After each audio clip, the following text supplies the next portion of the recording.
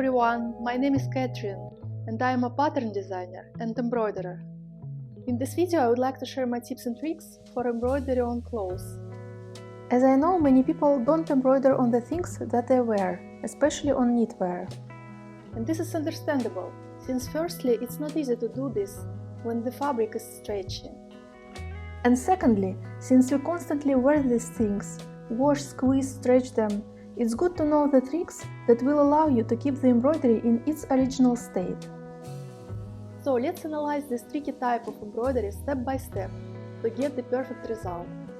The first thing to do is decatize the fabric on which we will embroider.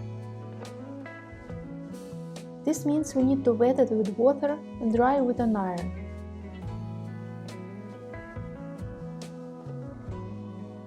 Since if the fabric is made from natural materials, for example cotton, linen, silk, wool, then it will shrink after the first wash. And accordingly, the embroidery on its surface may lose its shape, which of course we don't want. After we have prevented shrinkage of the fabric, I advise you to additionally stabilize it on the wrong side. It fixes the surface and we get more accurate stitches. Stabilizer can be removed after the embroidery is done, or it can be left there if it does not shine through. You can buy a special stabilizer for embroidery, or thin interlining will also work. It can be purchased at the haberdashery. Interlining often has adhesive dots on one side, so that it can be easily attached to the fabric with an iron. The third tip: do not overdo it with the tension of the fabric on the hoop, especially on knitwear, since this is an unnatural tension for fabric. Of course, it's more convenient to embroider this way, but after taking it out of the hoop, the stitches will become loose and uneven.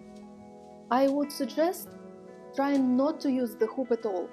Maybe a stabilizer alone will be enough to get the project done. But if it doesn't work without a hoop, try not to stretch the fabric too much. The fourth technique refers to tying knots. They can be untied in the process of wearing and washing. They can come undone if tightened loosely. Therefore, our task is to make as few knots as possible and tie them well. There is one good way to do this, which I will show you now.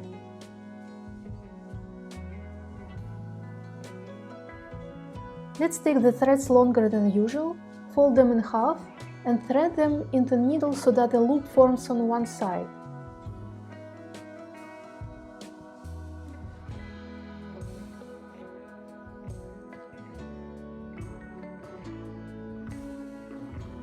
Like this. And when we make the first stitch, it can be secured without a knot.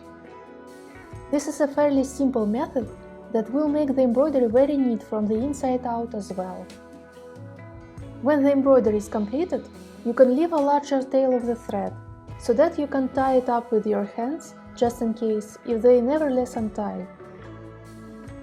And we fix the tail with several knots. Fifth tip: embroidery will turn out more neat if the stitches are smaller. I usually embroider in a minimalist style, so stem stitch, split stitch, chain stitch or back stitch are great for this. Whatever you choose, take small steps, and then the threads will lie flat and will not cling to other things when washing.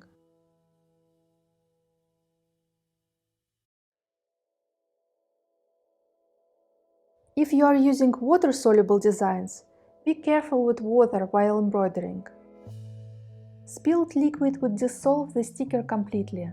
The seventh tip is to choose threads that don't shed when washed. To do this, you can first do a test. Wet the threads and fabric with water and squeeze it. Ideally, there should be no traces or marks from the thread, even if you embroider in black and white.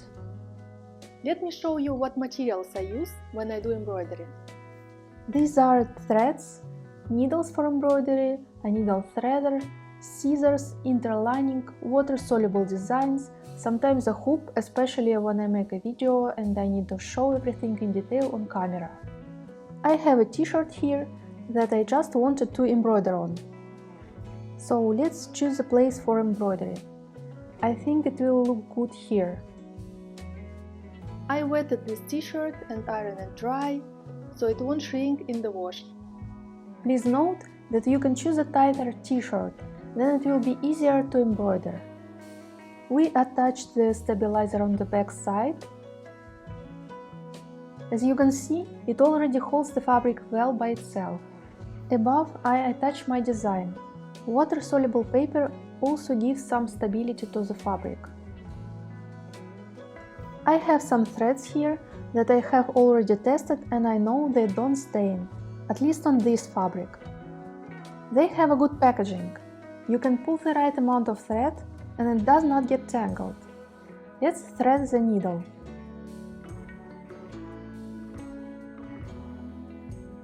And now it remains only to embroider our drawing. I chose this sticker. This design can be done in one line. It's really beginner friendly. And the process doesn't take long. In a few minutes you will have finished embroidery.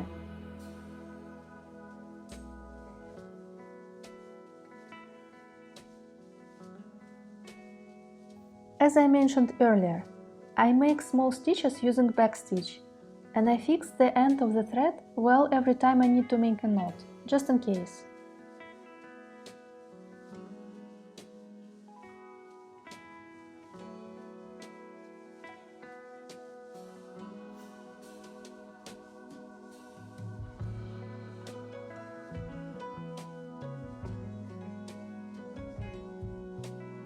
Now we dissolve the sticker in warm water.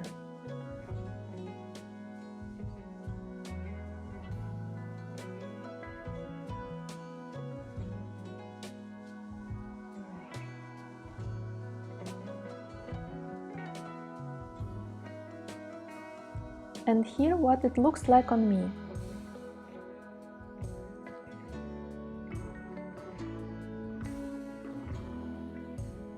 I have done similar embroideries many times, big and small. They wear well, I calmly wash embroidered things, and I can say that the fabric wears out faster than embroidery. Thanks for watching! If you enjoyed the video, please give it a like. In the description there will be a link to my Etsy shop, where you can find different water-soluble embroidery designs, including this one-line set. And you can also find me on Instagram and Skillshare. And I hope to see you in the new videos. Bye!